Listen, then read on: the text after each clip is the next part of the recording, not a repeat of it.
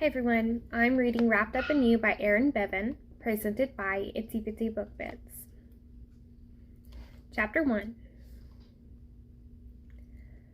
Logan Moss checked the altimeter. 30,000 feet, and his caffeine headache pounded in his temples. Why hadn't he stocked up on instant coffee in Canada? What had he been thinking? Exploring the world, that's what he'd been thinking about, and all the places he longed to go. His mother had been on his mind every mile he flew farther away from her. This was her dream, to see him flying around the world, and even though she couldn't join him, he would make sure her wish came true. His aviation route pointed his nose in the direction of Greenland. He'd ridden the jet stream the last 100 miles, making better timing than he'd expected. He set his plane to autopilot and rolled his shoulders and neck, wishing he didn't have to wear a life vest his entire trip. If he crashed, drowning would be the least of his worries. A picture of his family stared back at him from the cockpit. Just because they couldn't be with him physically didn't mean they weren't in spirit. He stared out of his window into a sea of white, puffy clouds while the sun, majestic and full, stared back at him on full display. The view more glorious than any he could ever imagine. The plane bumped and jumped in the air, hitting a wave of turbulence, stealing his gaze from the sky and back to the cockpit. He flipped the plane off auto and gripped the wheel, thankful for his seatbelt. The cabin popped and bounced as the storm that seemed to come out of nowhere threatened to blow his plane off course. Fighting for control, Logan kept his calm and pushed back on the wheel, lowering his altitude. The bumping and jumping decreased as he descended, out of the jet stream, but also out of the turbulence. Nothing was worse for his head than being thrashed around. Once the plane stabilized, he rolled more of the tension out of his shoulders. Glad that's over with. His neck cracked and popped as his body relaxed, until a deafening roar came from his engine.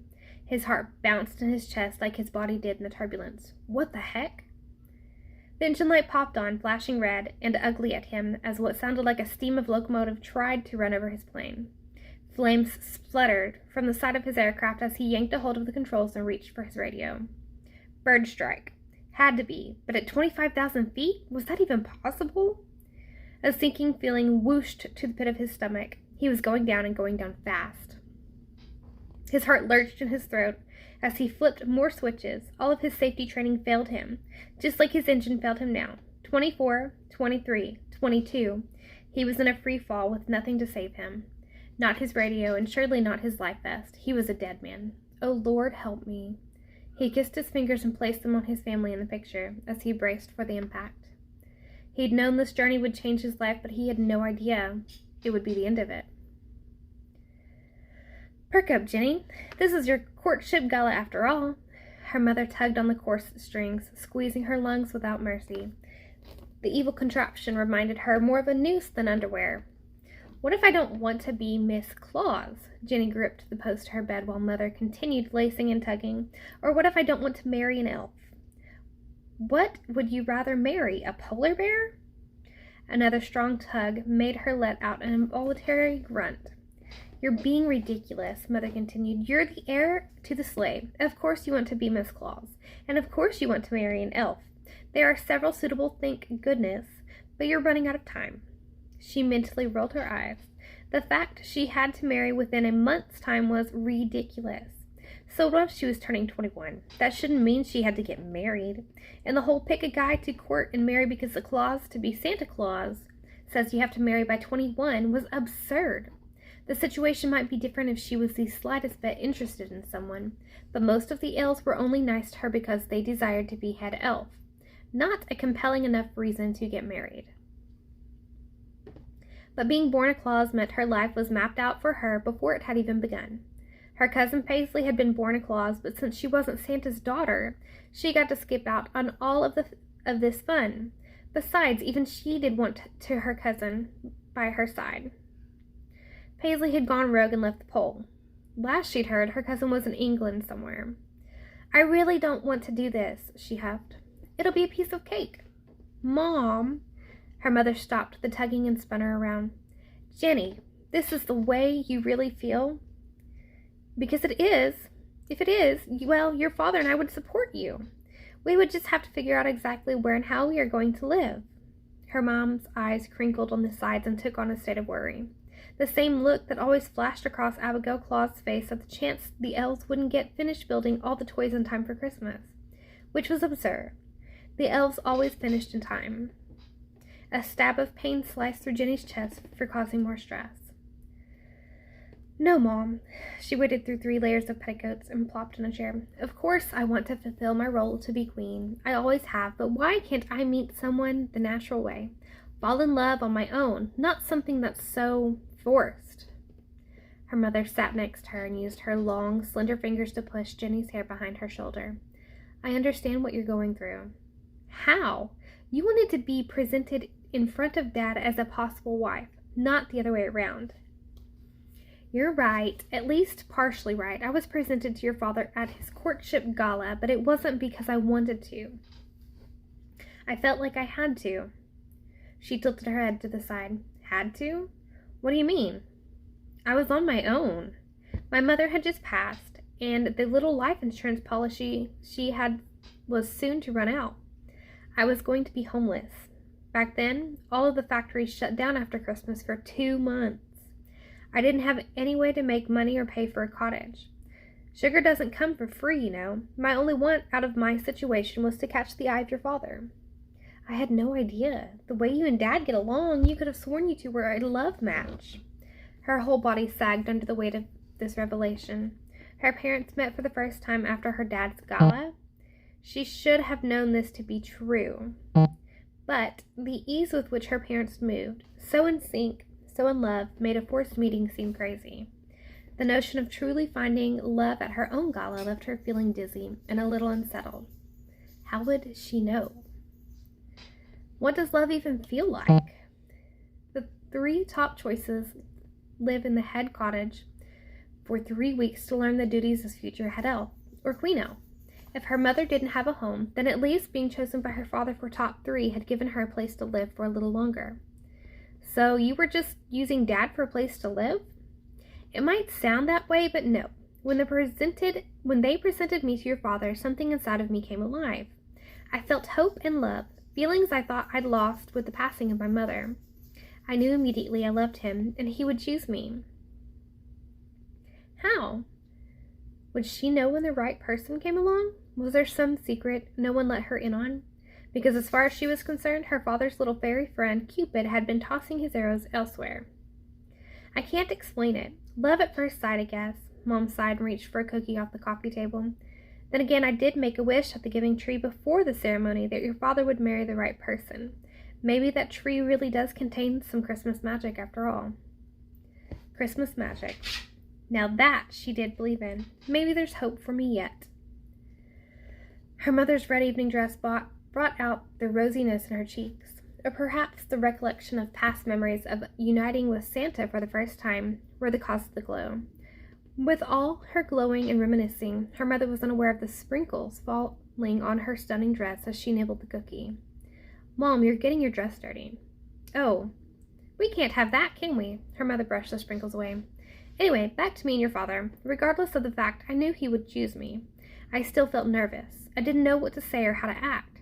It's tough putting yourself out there like that to get chosen or rejected." Her head felt heavy with the news and the responsibility of what she had to do. "So you're saying I should stop whining and think about the elves that are coming out to court me?" "Yes, dear, I am. It's not just your life being changed, it's theirs too." Still, she wasn't crazy about having 3 men follow her around like lost puppies, expecting her to show them what to do, all while they tried to win her love and affection. What if Christmas magic took a day off, or Cupid decided to stay in and rest tonight? The possibilities made her nauseous.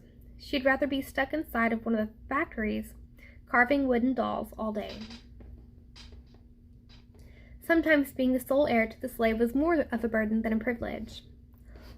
"All right, I understand my position, and I'll honor the clause," even though she really didn't want to.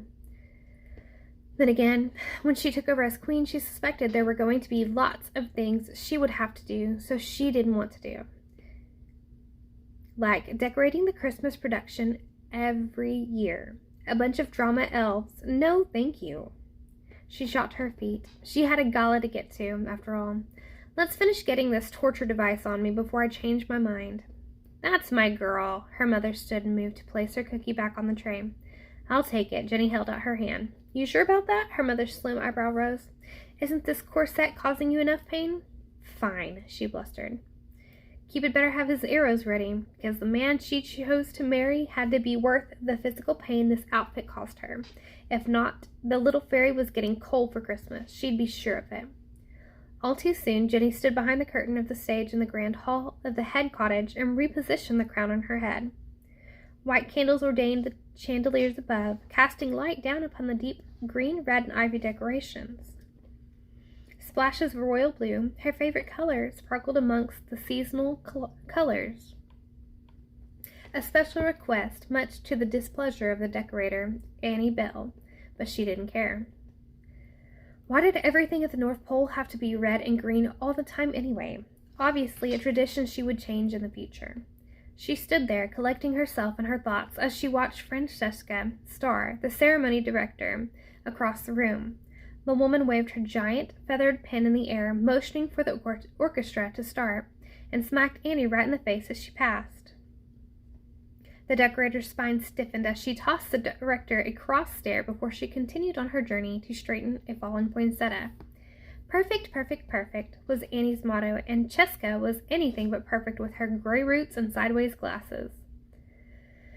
Jenny suffocated a laugh just as two gala workers passed her, clipboards in hand, checking off last-minute details. Why is there blue? We've never had blue for Christmas before, one worker asked his female counterpart. Because our dear princess wanted blue, the woman sneered, not looking up from her clipboard. Jenny scooted farther behind the curtain. God help us all when she's queen, the man shook his head. Hopefully she picks a good suitor. The right suitor, we're going to need someone who isn't afraid of hard work.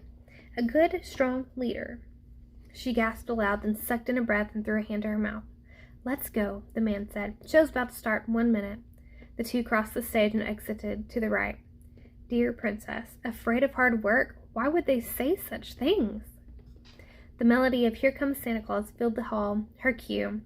Taking a deep breath, Jenny forced the thoughts away as she stepped around the curtain, straightened her shoulders, and wiped her hands down the skirt of her dress. Here goes nothing. She eased onto the stage with grace, the years of ballet paying off. Her father and mother walked down the red-carpeted aisle, arm in arm toward her, each smiling and waving to the crowd. A news camera crew followed close behind. Why, she didn't know, since no one was home to watch. They were all here. Cheers and applause filled the hall as her parents made their way to the center stage. In 20 or 30 years, that would be her, walking next to her husband at her own child's courtship gala. Maybe by then she would be used to the restriction of a corset. She stifled the urge to pull up her falling neckline and doubt an eternity would be enough time to get used to the awful contraption. One thing was certain. If she didn't adjust her wardrobe before the dancing occurred, her elf suitors would get more than just a glimpse at her charming personality before the evening ended. Santa guided her mother up the steps to the stage and then stepped up and kissed her on the cheek. Be sweet, Jenny, he whispered. I spoke with a few of the candidates earlier. They're nervous. He tapped her nose. Them? Nervous? Just as her mother warned her they would be. Still, she couldn't quite understand why. After all, she held the responsibility of picking the right one, not only for her, but for the kingdom. The suitors only had to stand there and look dashing. She shot Santa a nervous smile as he escorted her mother to their official seats behind her. The rustling of a microphone made her stomach drop. Showtime. The master of ceremonies had dressed to impress in his three-piece suit with buttons of gold and red and green striped suspenders. A red feather stuck out from the top of his black hat, and the tips of his shoes pointed to the sky. He looked more leprechaun than elf, but she knew better than to say such. Elves and leprechauns were distant cousins with a family feud going back 4 generations. Something about a pot of gold being replaced for a stocking full of candy canes. Apparently, leprechauns didn't feel the two of equal value. Fortunately for her, North Pole elves were much taller than their Irish relatives. Welcome to the Illustrious Royal Courtship Gala. I'm Rudy Bells, the man addressed the crowd, his timbre and appearance definitely not a match. Almost like a poodle's bark, mated with the roar of a dinosaur.